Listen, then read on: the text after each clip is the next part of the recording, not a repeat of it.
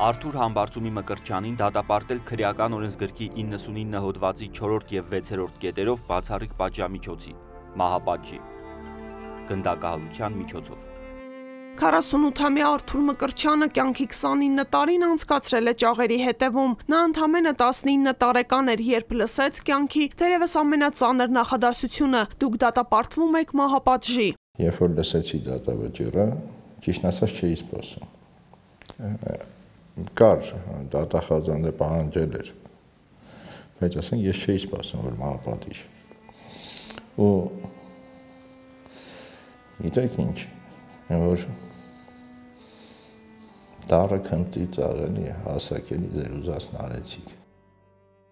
Նոյեմբերյանի այն զորամասում ծառայող Արթուր Մկրտչյանն այդպես էլ չզորացրվեց ու չվերադարձավ տուն։ 1996 թվականի հունիսի 10-ի լույս 11-ի գիշերը նրան միանգամից 5 ծառայակցի սպանության մեղադրանք առաջադրվեց։ 3 տասնամյակ առաջ տեղի ունեցած դեպքը թեև թարմ է Արթուրի մտքում, սակայն այսօր էլ չի ցանկանում վերապրել այդ դառը օրերը։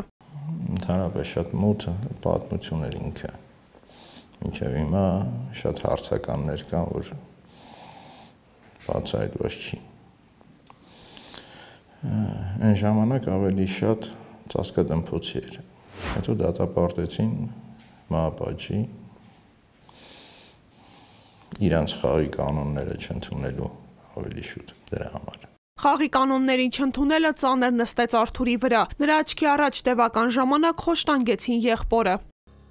Իր աչքի առաջ մեծ եղբորը, մեծ տղայիս են, 2 ամիս համարապահեցին զինվորական ոստիկանությունում, անդադ աչքի առաջ աղբորը ծեծել են, հոսանք են տվել։ Արթուրին ասել են, որ կամ սենց պետք է ցուցմունքը տաս, կամ էլ տես վաղը կարող առավոտ լինես իմանաս աղբերդ ինքը իրան կախել է։ Ավելի ուշ հերթը հասավ նաև տղաների հորը։ Դատախազությունը ի սկզբանե իմ հետ ուզում էր պայմանավորվածության գար, որ արի քեզ ավելի մեմ կտանք մեր ասածով, հա, արա։ Ես հետի չընդունեցի, բացի այն, որ ինձ մահապատժի դատապարտեցին, նաև հորս դատապարտեցին այդ վաղտ, որ խանգարում էր, ինքը ոնց որ ոսկոր էր, հա, իրանց կոկորդին։ Ընդամենը 6 ամիս տևած դատավարությունն ավարտվեց գնդակահարության դատավճռով, սկսվեցին մահապատժի սպասման 6 տարիները։ Դրա համար մահապատիժը տալիս էին, տանում էին մահապատժի համար նախատեսված խցերը ու մոռանում, բառից բուն իմաստով մոռանում, որովհետև մարդ կա։ Մեզի չէր թույլատրվում, ասենք հանձունքներ, մեզի չէր թույլատրվում տեսակցություն տալիս են միայն ներքին գործերի նախարարի անմիջական թույլտվությամբ 20 րոպե տարվա մեջ, բաղնիկ, որ չկար տես բաներ, սնունդը, ես ասենք, պարզ ասեմ, բառից բուն իմաստով սովից մարդ է մահացել այդ տարիներին։ Ուղղակի որ ոչ մեկ չէր իմանում դրա մասին, որովհետև մեզի ուղղակի տարին են այդ խցերը ու մոռացել։ Այն ժամանակ մենք զարթնում էինք մենակ մի մտքով, որ մարդ չի մահացել։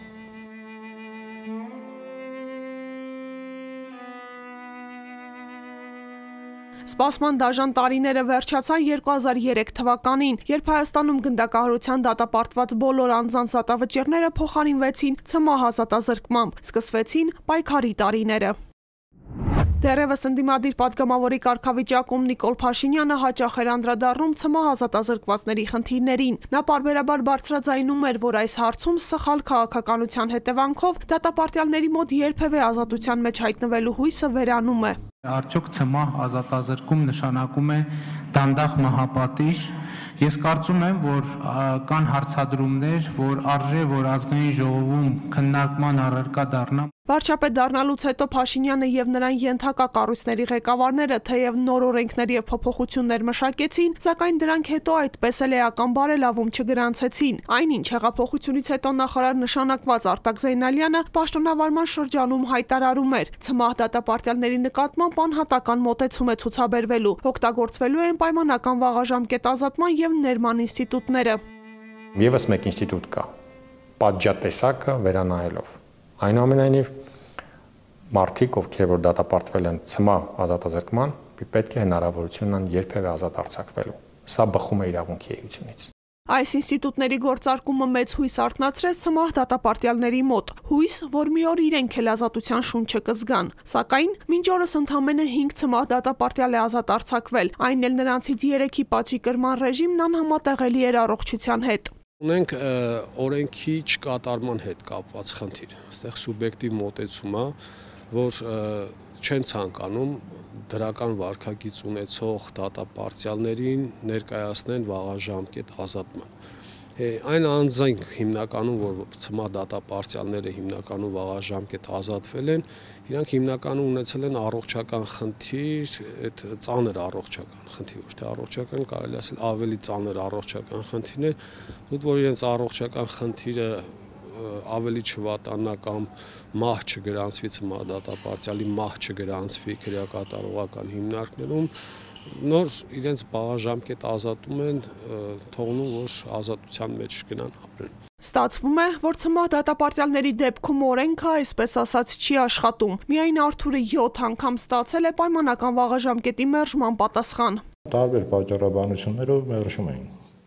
Անգամ այնքան աբսուրդ, որ առաջի վաղաժամկետը որ մերժեցին, պատճառներից մեկն էր, որ չեմ մասնակցել թենիսի մրցաշարին։ Ասում եմ լավ,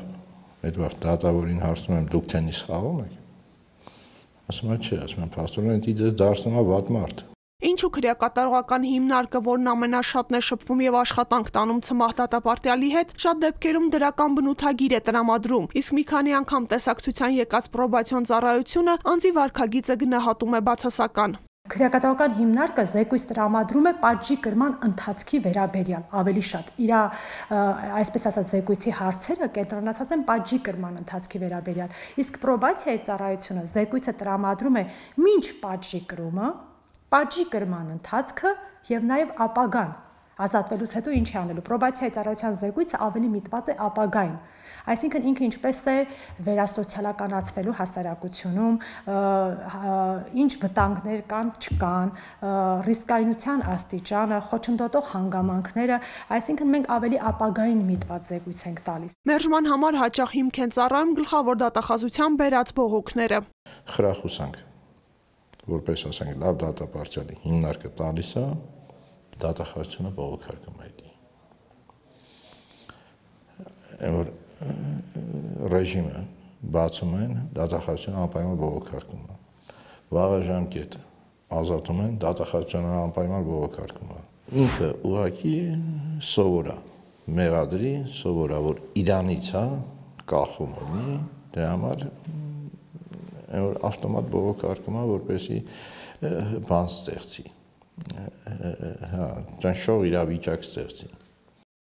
Գլխավոր դատախազությունը սակայն հակադարձում է։ Դատախազի դիրքորոշումը պայմանավորված է դատապարտյալի կողմից պատժի կրման ընթացքում պատշաճ վարքագիծ դրսևորելու եւ նոր հանցանք կատարելու հավանականությունը ցածր լինելու վերաբերյալ համապատասխան հանգամանքների գնահատմամբ։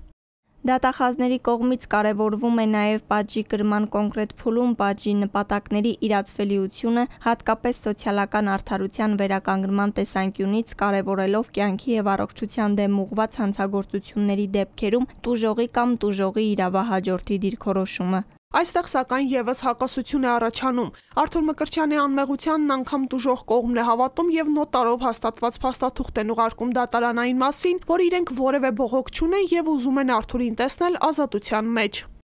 Բայց դատարանում հնոր դա որևէ դեր չի խաղում։ Այսինքն գիտեք, ասենց ոնց որ տուժողի հետ կապված դարձել է բան ըստ ին խաղակարդ դատարանի համար։ Կուզենա հաշվի կառնի, երբ որ չէ, ասում է տուժողը դեմ է։ Ցմահ դատապարտյալին դժվար է տրվում նաև պատժի կրման ռեժիմի փոփոխությունը, որի շնորհիվ դատապարտյալը կարողանում է տեղափոխվել ավելի մեղմ անվտանգային գոտի։ Այստեղ եւս մերժումներ լինում են դատախազության կողմից։ Մեծ փոփոխություն չի գաղութում, նույն այս գաղութում մի շենքից մյուս շենքը պետք է տեղափոխվես։ Այդ վաղց դե ասում են բացական է, հələ պատրաստ չի։ Որևէ առավելություն չկա, ընդհանրապես երկու տեսակցություն ավել է այս մի շենքում։ Այնուամենայնիվ 30 տարի անցել Արթուրը հույսը չի կորցնում, որ մի օր ազատության մեջ կլինի։ Իսկ ինչպիսին կլիներ Արթուրը, եթե կյանքը լիներ ճաղերից այն կողմ։ Ուրիշ կյանք կլիներ, դե բնականաբար։ Այսինքն ինքնին կյանք կլիներ, որովհետև ես չեմ համարում, որ էսի, չգիտեմ, կյանքը։ Այսի մշտական պայքար է, մշտական մարդ մնալու, մարդ տեսակը չկորցնելու համար։ Արթուրը նաև կիսվում է երազանքով, ինչ կաներ ազատության մեջ հայտնվելու դեպքում առաջին հերթին։ Բնականաբար առաջինն է, որ ասենք կայցնեմ հորս։ Ես 2 տարի առաջ կորցրեցի պապային։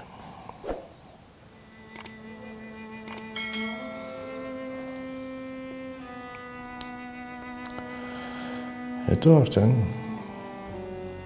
կսկսեմ ապրել, ուղղակի ապրել։